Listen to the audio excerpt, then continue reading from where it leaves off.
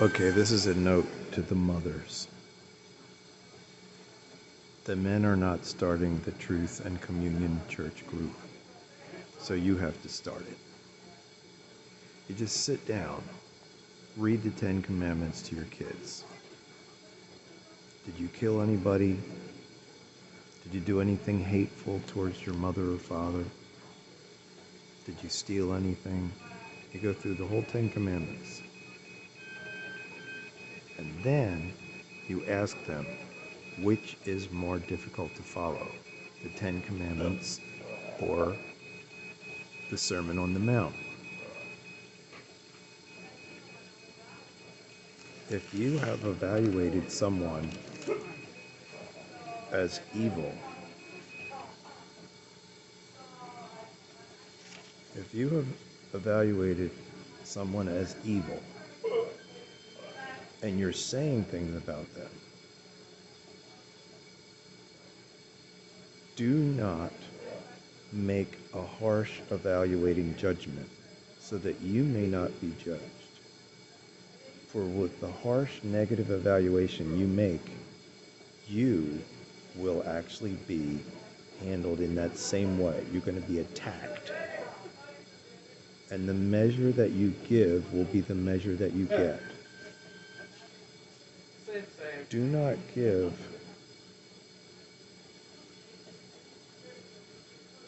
pure things to people who don't care.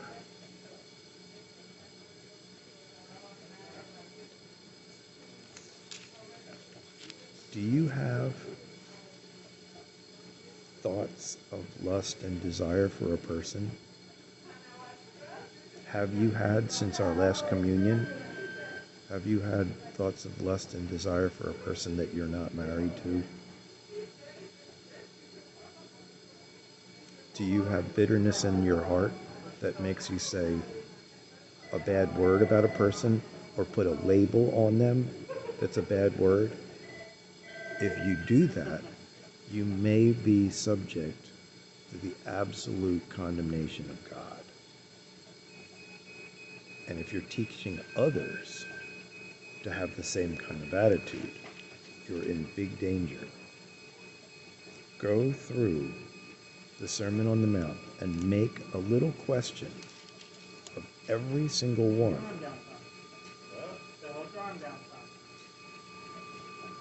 Whoever marries a divorced woman commits adultery.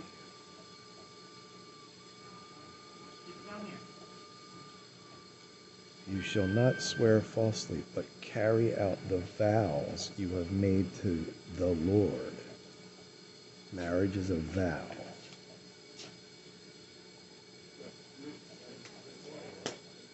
If you greet only your brothers and sisters, what more are you doing than others?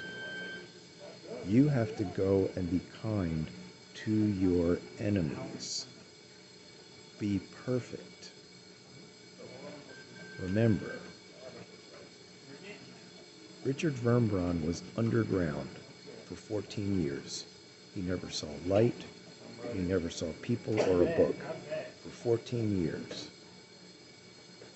If we can't actually resist our own nasty fussiness and follow what God says, I mean, if there's any of you moms and women, if you don't at least once a day get on your knees and cover your head and pray for the whole world and your family members, what if your family will have demonic strongholds, which is what it says in 1 Corinthians 11, verse 10. What if your men will become disgraceful and spiritually afflicted if you do not do that instruction that came both through the 12 apostles and through Paul? When you go into the throne room in obvious communication, and when you gather and have a collective gathering to interact with God, there is an instruction. The rabbis uncover their heads and they do not pray with a prayer shawl on their heads because the veil was torn. The veil was torn, and the uncovering of the men's heads is the indicator that the whole family is going into the throne room of God, and the men are audaciously bareheaded saying, "Hi, friend Yeshua, what's up? I'm bringing my seed and my flesh into the throne room." I'm telling you, this is not playtime. The world is coming down on all of us right now. And you mothers better start working up the little cheerful party honesty times. We get to take off the mask of the world and be completely open to one another and to God. That is our work. That's our first work, is staying pure before God and using Yeshua to do that.